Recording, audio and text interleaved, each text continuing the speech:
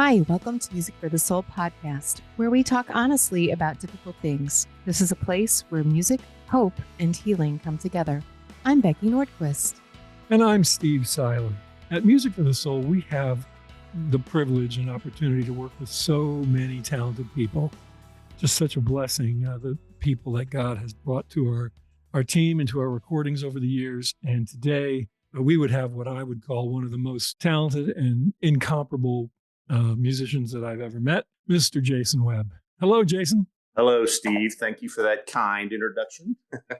Jason, welcome. It's easy when it's true, right? Well, I have a little bit to add to that little intro here. As I was reading, goodness, can I just name drop? Is that allowed? I know it's kind of a thing you don't, usually do, but I am all of a sudden really nervous reading this list.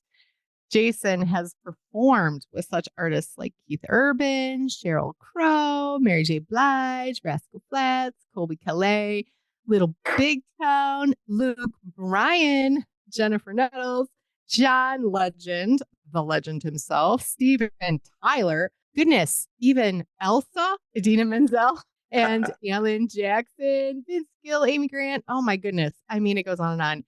And Jason, you are also known for your signature keyboard style, and you're just incredibly musically versatile. And just wow. So excited to have this conversation with you today. And I just got to ask, because I love asking about people's musical journeys. When did you know that music was a passion for you? Or when did it really kick in that, oh my goodness, I love music, and this is going to be not just a passing phase for me, but a way of life? So I just wonder if you'd share a little bit with us about that journey. Well, thank you for the kind introduction.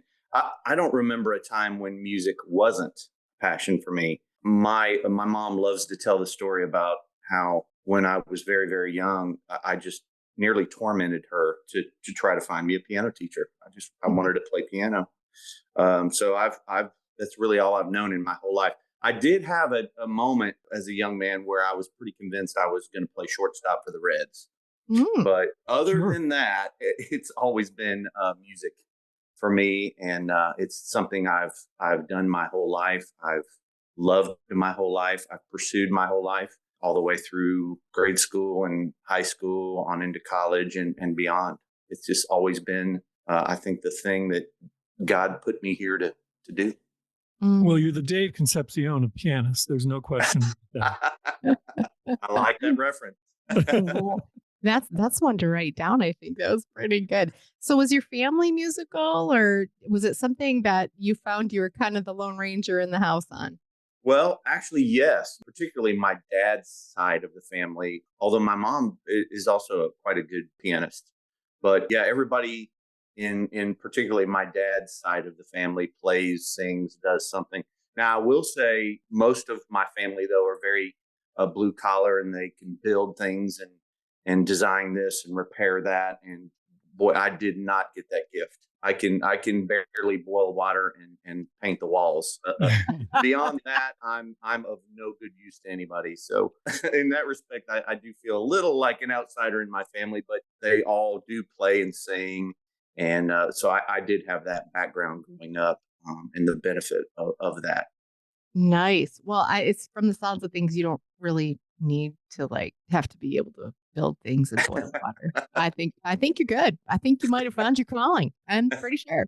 So I got to know, because this is another question I love to ask, is who influenced you musically throughout your life, would you say? My parents, for sure, from a young age, because like I said, they were both singers and players. And, I grew up in the church. So church music has always been very influential.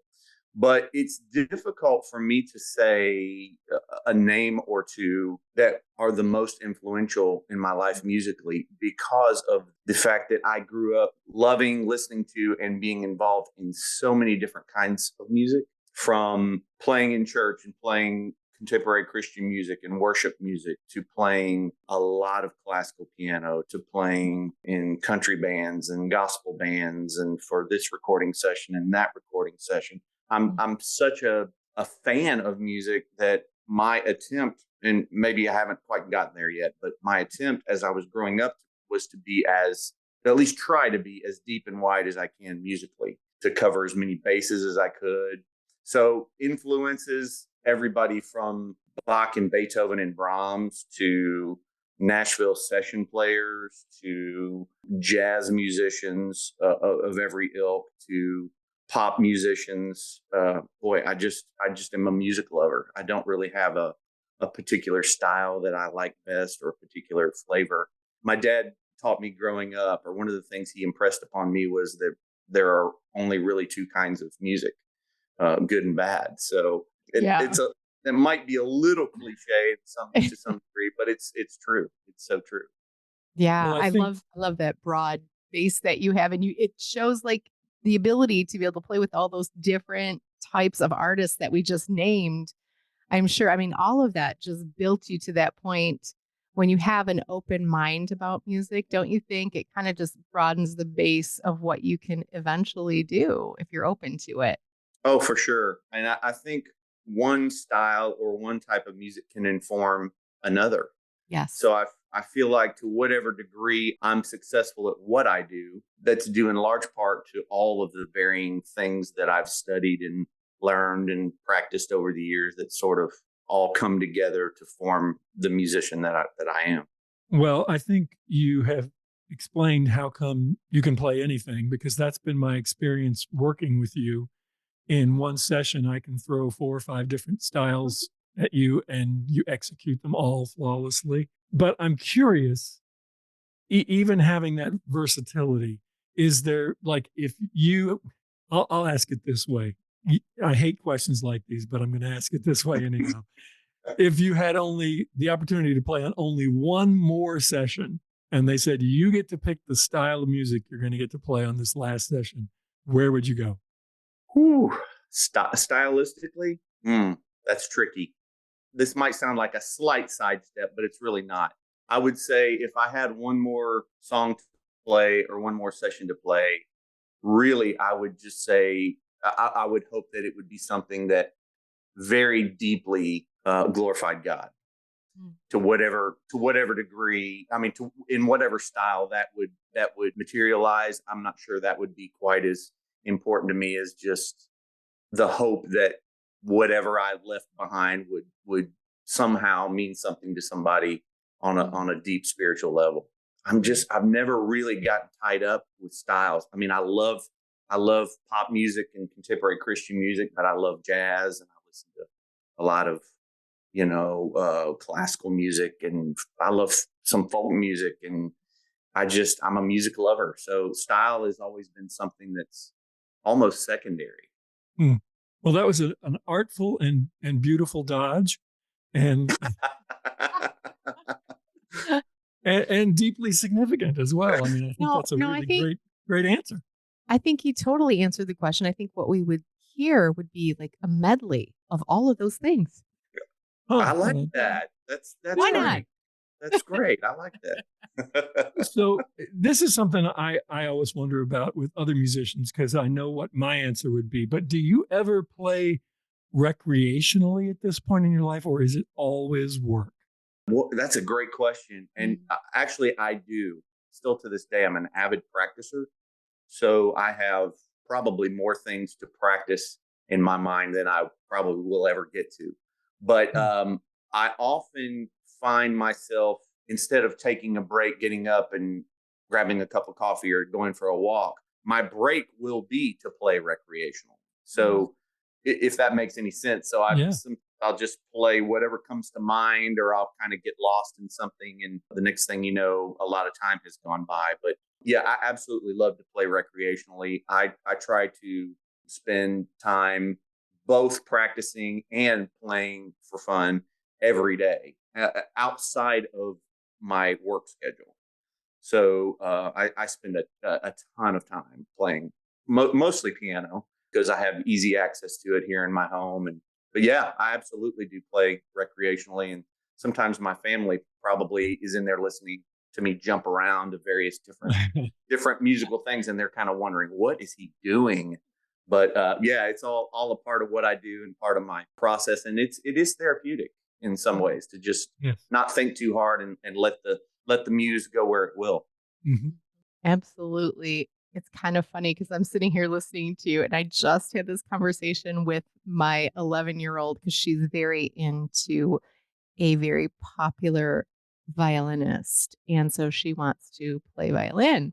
So we've been discussing this little project she's been pushing for. And, we were talking and I said, well, you always practice. Do you know how much she probably practices every day? Not to discourage her, but to bring a little reality into it. You don't just pick something up. Mm-hmm. And she was stunned to hear like how much practice he has to go into artists. Like there is, and we have so many people that will listen to the podcast that are like, okay, what does it take to be a songwriter? What does it take to be a professional singer or a keyboardist? And it's kind of this thing of that thought. I think, especially when you're younger, you think you're going to reach a place of arrival. And so thank you for reiterating. I hope I can get my daughter to listen to this podcast so she can hear that. Doesn't matter how far you get. Practice is always something you're going to do. You're always going to be working at that craft, and you're always going to be broadening what you can do when you do that. It occurs to me hearing you say that there's such a difference between someone that is just has a God-given talent, and then someone that has taken that God-given talent and just worked it and crafted it and honed it and just kept trying to elevate it as best they can. I kind of liken music to a ship that leaves port but never really arrives at another port. Like it's always at sea. In other words, there's never a time in my life, whether I'm 20 or whether I'm 80, that I'll ever be at a situation where I've learned it all. Like I know everything there is to know about playing or about music. It's always just such a journey, and I'm a little bit of a bookworm at heart anyway, and I like to study and I like to read, and so it's really one of the joys of my life to continue trying to get better and hone my craft.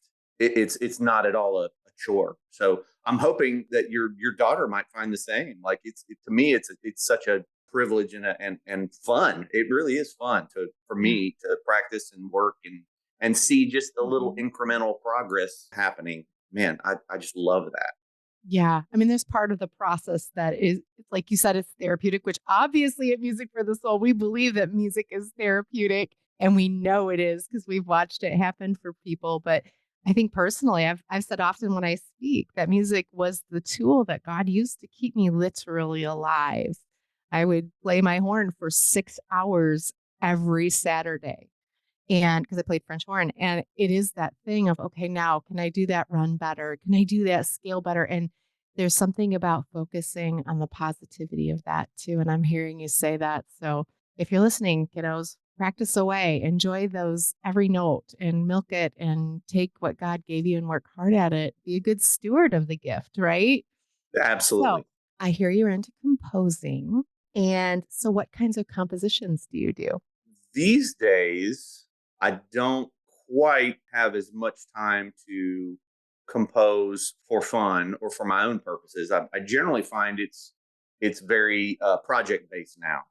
The last couple of things I've done very, very recently were I composed about a 5-minute piece as a prelude to a record, and then another thing I did a prologue to a series of videos that was essentially an underscore. But I've written things for short films. I've written a lot of piano music. I write a lot of orchestral music. I had a time a few years back where I was writing a lot of instrumental pieces for placement in various for TV or film or that sort of thing. But life has a way of keeping us very, very busy, and I don't do as much composing just for me as I used to. That used to be something that I just spent a ton of time doing in my younger days. And to my knowledge, I still have everything that I've ever written or arranged or anything like that, either in hard copy or on computer. I just have kind of collated all of that and kept it over the years. So it's kind of fun to look back and look through all of that. Well, I'd like to turn it to Music for the Soul a little bit now, Jason. You've played on several records for Music for the Soul. And I always provide a chord chart riddled with mistakes and and a reference demo. Both of them are usually pretty rough. And it's just been always fascinating to me. You always set some time aside, spend some time working out how you're going to approach the song before we actually go into record. And you come up with amazing ideas. I was telling somebody recently, I said, I'll write like a G chord on the chart, and then Jason will play this figure, and I go, yeah, that's what, yeah, that's it. That's what I was thinking. So what is the process? What's going on in your mind as you sit with a song and as you take the rough material you've been given and then try to bring it to life? There are a couple of things that I'm always trying to process as I'm hearing a song for the first time. What is its purpose, or how does it pertain to the artist? But maybe more specific than that, what does this song want to be? What does my contribution to this song need to be, so that when it's done, it has the most impact and effect on the listener? Yes. That really is the approach. Is my part minimal? Is it what do I need to do, or how do I need to play to most effectively communicate the heart behind this song? Mm-hmm. And 99 times out of 100, that's definitely accompanying a singer or a group of singers. But that's really it in a nutshell. How can I communicate this song effectively so that it hits its mark on the other end when it's finished, and when folks hear it? That's really interesting because when I hear you play, and even later, like when I listen back, I was asked recently to play one of the songs you played on in church and sing it. And when I wrote it, I know how I played it. But when I was invited to play it, I thought I need to go back and learn the figures that Jason played, because they tug at the heart in just the right places. And so it's interesting to hear that that's really what you're going for, to take the essence of the song and really pull deeply out what is there to move the listener. Your playing definitely does that. It's definitely done that on all the things you've played with us. So, well, thank you so much for that. I've always been uninterested in virtuosity for virtuosity's sake. So I definitely like to have that in the tank when it's needed or when called upon. But I get so much joy out of trying to figure out, almost like a little puzzle, like what I need to do or how I need to approach a given piece of music so that it like I said, so that it hits home. And with your music, first of all, I think you were being a little unkind to your own charts and your demos. Actually, your charts are quite good, and demos are always very clear. So that is definitely helpful. I don't feel like I'm reinventing the wheel when I'm working with you. Thank you. But your music in particular is very, very. I hate to use the word fun. That's not really what I mean, but I love working on your music because I really do know the heart and soul behind it and what its purpose is and what drives it. And I am just so in lockstep with what you're doing, and am really just glad to be a small part of it. Well, thank you. I want to tell you a quick story based on what you've shared. I got a call from a gentleman just this week. He had asked me to send him a couple of songs. He's a Christian counselor, and he was doing a church group presentation. And he'd asked me to send him a couple of songs. And so, I had one song that I thought would really be good for what he was doing that Scotty Crepane had sung. And I thought, well, that's a no-brainer. And then I had one of them that I really thought thematically was right, but I was the singer. And I was a little less sure about that one. But it was one where I sang and you played piano. Anyway, I went ahead and sent it. And he called me up and he said, the first thing he said was, I'm going to try to do this without crying. And then I listened literally to 30 seconds of silence. I could just tell he was trying to pull himself together. And when he finally did speak, it was through tears. And he was like, something happened to me that was very traumatic. Yesterday, somebody said something to me that brought that to the forefront of my mind. And it was just a hellish day. And he said, how did you know that I needed this song? And of course, wow. I didn't. We got a couple hundred songs. I could have sent him almost anything. I really feel like God is in that process, thankfully. But it was just you and me. And so I know that the piano that you played on that song, which has always moved me, also was speaking deeply to him. So Mm. anyway, just wanted to Wow. share that with you. That's so incredible. That's very encouraging to me. One of the things I love most about what I do in general, just across the board, is the idea of basically coming alongside of an artist or a ministry in your case, and helping to equip them to do what they do. And that doesn't mean necessarily people know my name or see my face or anything like that. But I just love the idea that of the kind of hearing about the kind of stories that you just told. That's just so, that's, to me, that's what it's all about. I absolutely love that. Amen. Well, I'm sitting here just listening to you guys and being familiar with both of you a little bit here, just hearing what a cool marriage it is when you can take the technical aspects of playing an instrument or composing music, because there is a science to it, but then it gets married with this passion and emotion, and then it gets expressed. And then I love especially how the Holy Spirit just takes that message and marries both and melds it all together, and then prompts you to send it off to the people who need it when they need it, right at the right moment.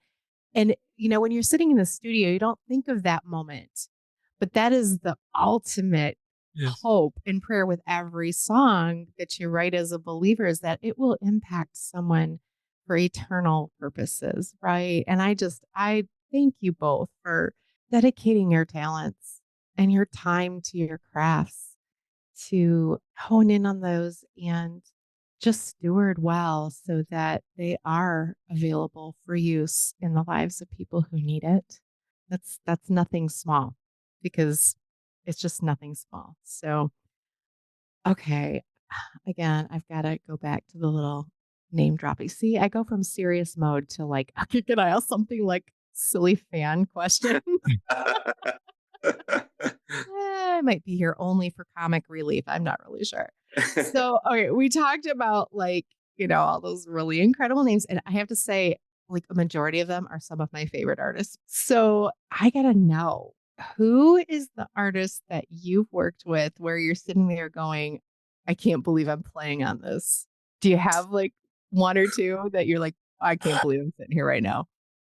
Many, actually, many. One of the first was I appeared on a record with the Restless Heart guys.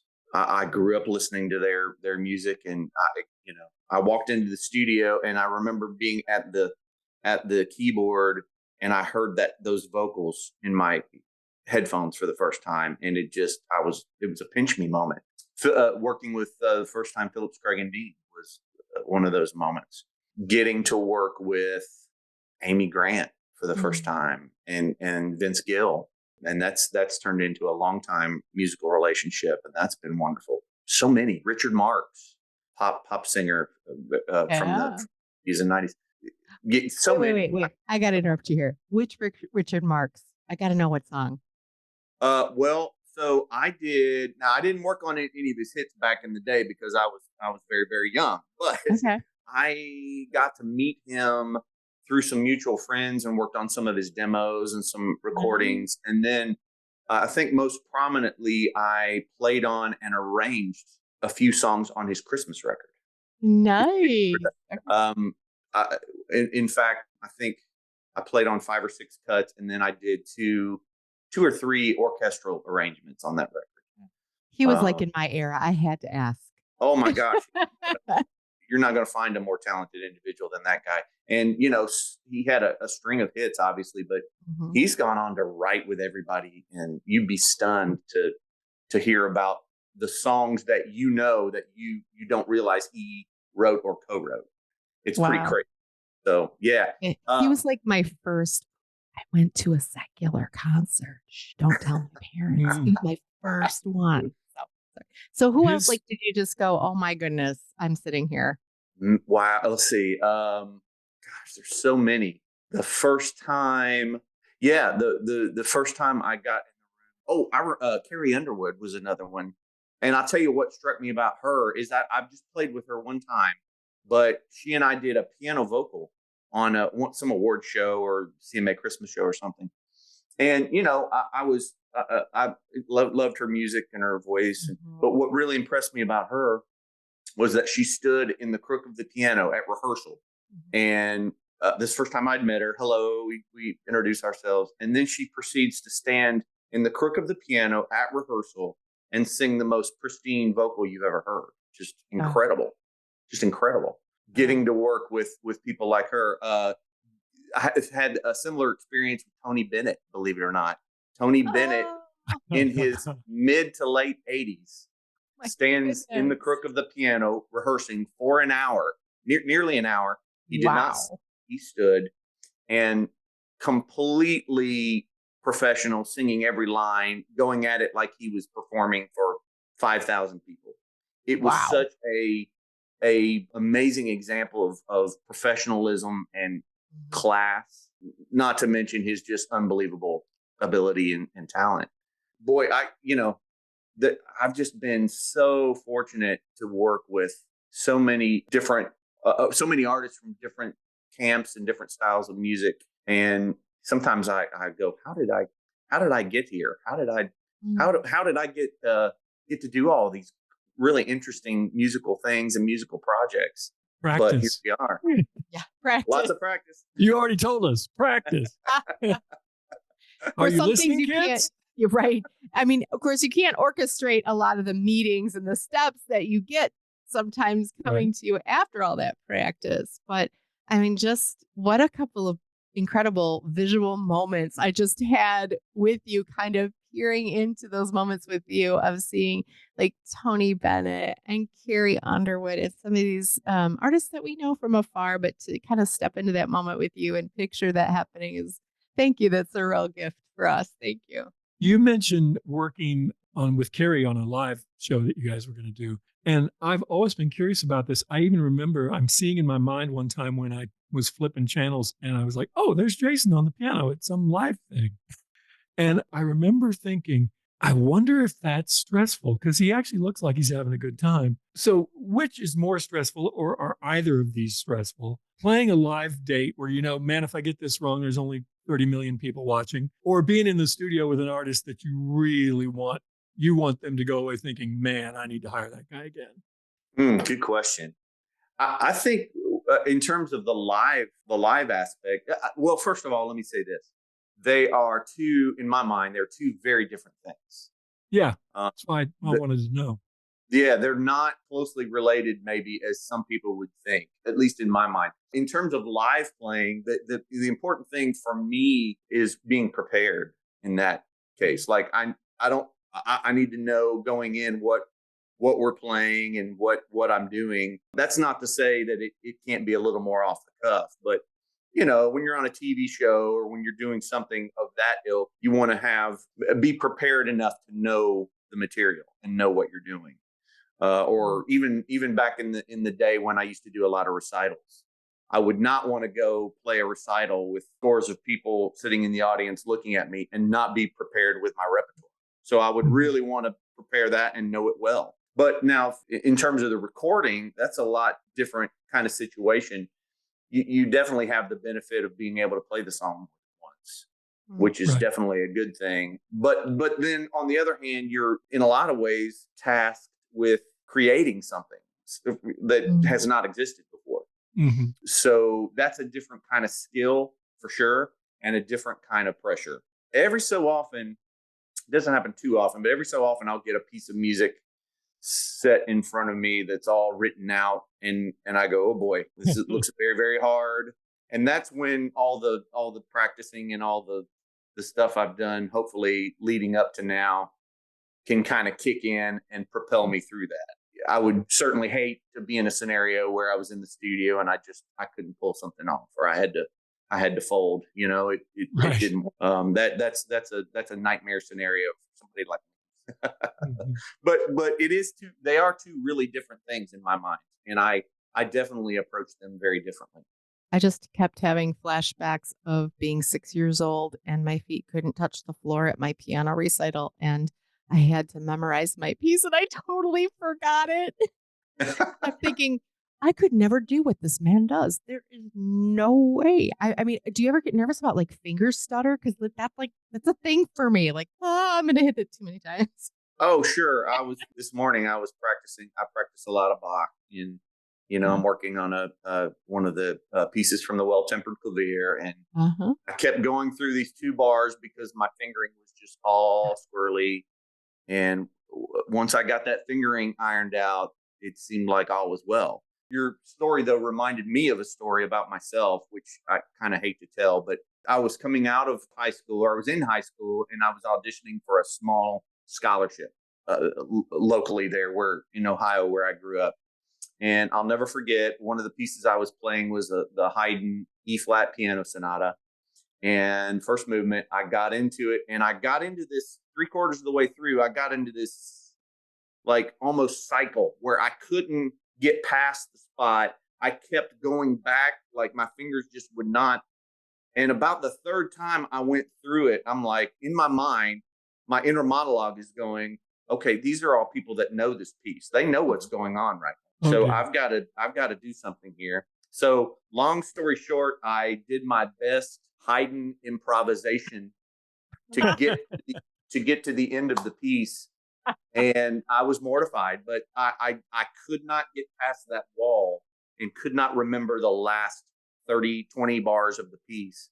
So I had to make lemonade. They had mercy on me. I didn't win the big scholarship, obviously, but they were. I think they gave me some little a small token amount of money. I think they were just impressed that I didn't completely fall apart. That I at least ended the piece. Well, I mean, you composed. It was kind of like inspired by him.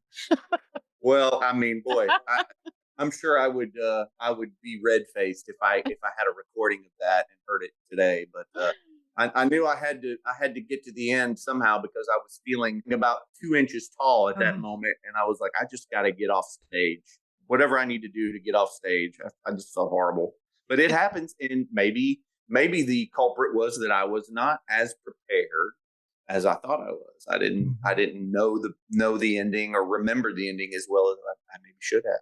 Nerves. I mean, there's so much that goes into there, Yes. and just, hey, but you know what you did show was great perseverance. You were in it for the long haul. Well, that experience definitely left a mark, because here I am all these years later, still talking about it and remembering it. It definitely left a mark. That's a different kind of inspiration, right? Inspired to be prepared. Yes. True. Yes. So you've worked with both Christian and secular artists, and I just wonder, how does your faith impact the way you approach your work in both settings? Boy, that's a great question. And I would say my faith impacts pretty much everything I do. I mean, it's such an important part of my life from the beginning to now. I definitely have always gravitated towards Christian music, just because that's where I started. And I feel like that's one of the things that, like I said earlier, God sort of put me here to do and to be a part of.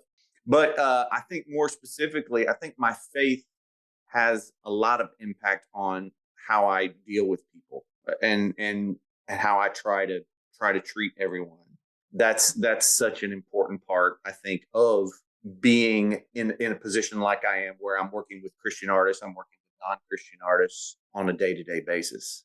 And I think exhibiting as best I'm able a Christ-like attitude is of paramount importance. Now, I won't sit here and tell you that I'm 100% successful at that, but that is the attempt. It's laudable to have the goal. Yes, Right. yes. And who is really 100% except for Jesus himself. So Right. Well, I remember the first time my wife, who was then my girlfriend, came to a recording session I was producing, and she came afterwards. She said, "I didn't realize you were so mean." So I think maybe what you're saying is so important, because I feel pretty confident. I've moved away from mean in recording sessions. Yeah, and I'm always I'm in a position now where I'm doing a lot more production work and working on records for artists, and I have just based on my previous experience, I have this theory in my mind, and I think it's more than a theory, that if the vibe in the room is good, that gets on tape. That Yes. translates to the music. Somebody said the other day at a session, they're like, the best music is made when the vibe in the room is just so happy or fun or laid back. Or on the other hand, if it's a total and complete nightmare and everybody's angry at each other, nowhere in the middle. It was this guy's point, and I certainly ascribe to the former, not the latter. I love it when everybody's relaxed and having a good time, and there's no stress and no drama. And to me, that's an added bonus to get to work on music, plus get to do it with people that you love and that you enjoy being around. Absolutely. That's a win-win. Yeah, there's no question that, especially when you got a room full of players, that the chemistry is very, very important, and you can feel it when it's happening. It's a real thing. It's like another person in the room almost, right? And when it's right, it's a important contributor to the result. Oh, absolutely. I've been on those sessions where it's been that scenario that you just laid out, like in spades. Like it's almost like we're not even doing anything. We're just watching this music happen. But then on the other hand, I've been on those sessions where it just definitely feels more like hard work because of one thing or another. And it only takes really one person to be out of sync on a personal level or a musical level or technological level, and it can sort of inform how the whole thing goes, for sure. And none of us went into music because we like to work. Right. Because you play music, right? It's called playing for a reason. Yes. I think you're negating my whole goal in getting my daughter to realize practice is a really big, important thing. You've probably heard this before, but almost weekly, I hear somebody say, yeah, I played piano growing up, but I quit. I wish I had stuck with it. Or I used to play guitar and I took lessons, but I kind of fell out of love with it and I quit and I wish I had stayed with it. I literally hear that almost, if not multiple times a week, at least once a week when I run into somebody. Yeah. Well, Becky, before I let you ask your favorite question that you always ask everybody, I have to talk baseball with Jason for just a minute because oh boy. Okay, I'm gonna go take a nap. Let me know when you're done. I'm just kidding. Go Tigers. Sorry. How about those Reds? What do you think this year? They got a shot? I hope. I mean, the thing I've noticed about the Reds is of late is two things. They always seem to start off fairly well and then fade a little bit as the year goes on. Now, last year, they only missed the playoffs by a game or two, which was awesome. They were really fun to watch. I hope their pitching holds up. I hope they pull the pitching together and make a go at it. They sure are fun to watch. I'm definitely going to get up there to catch a game or two here this summer, and I'm really looking forward to getting back to Cincinnati. Awesome. Becky, you have the floor. Okay. That was quick. That was short and painless, actually, this time. Go Tigers. Anyway, so my question that I ask everybody is because of our, I ask on behalf of aspiring writers and composers and musicians. What would you say to someone who is considering a career in music? What do you think the most important thing is for them to know?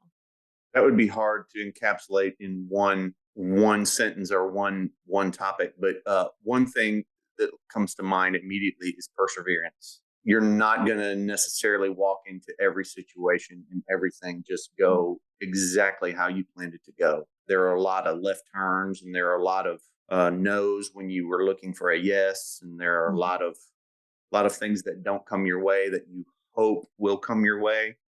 You just kind of have to keep working at it. Keep working on your craft. Keep trying to get better. Keep networking. Make sure you're shepherding your relationships.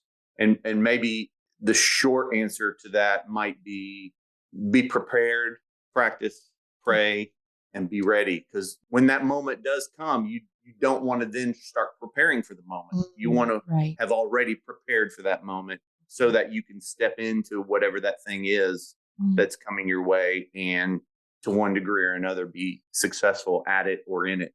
Whole lot of wisdom there. Like that. That's great.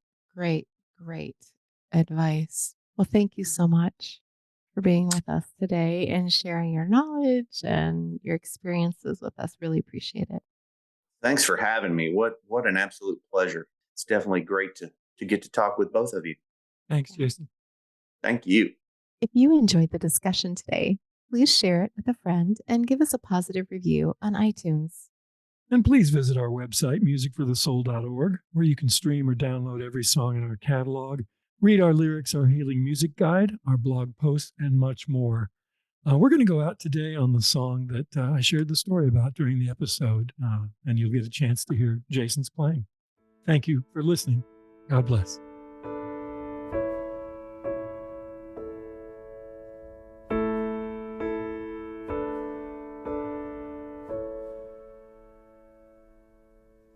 You may feel like there's no one who understands you,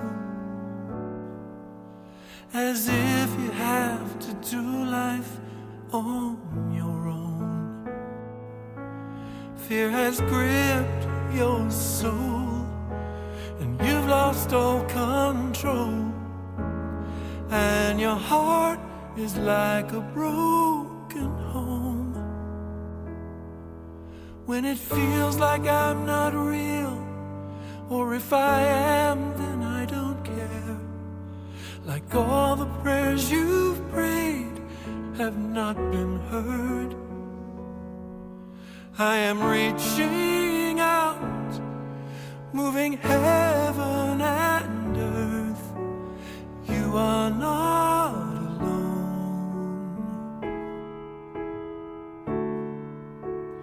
You are not alone.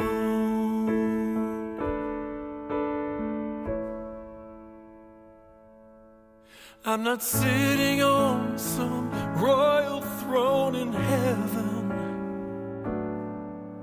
protected from the hurt you're going through. I'm not holding back until your life's on track. I gave my heart when I created you. You may think you've gone too far, with too much guilt and too much shame, that life has lost its meaning and its worth. But to share your pain, I'll move heaven and earth. You are not alone. No, you are not alone. There is no fire too hot, there is no pit so low, there is no darkness too deep that I would not go.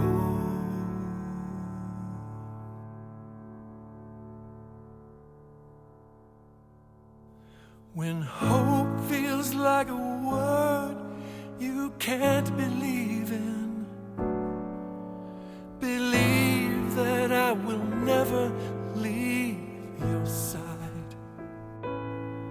You're my precious child, and I love you for all time. You are not alone.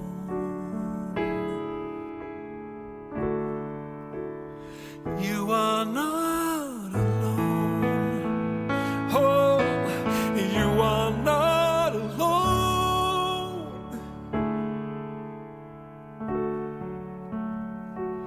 You are not alone.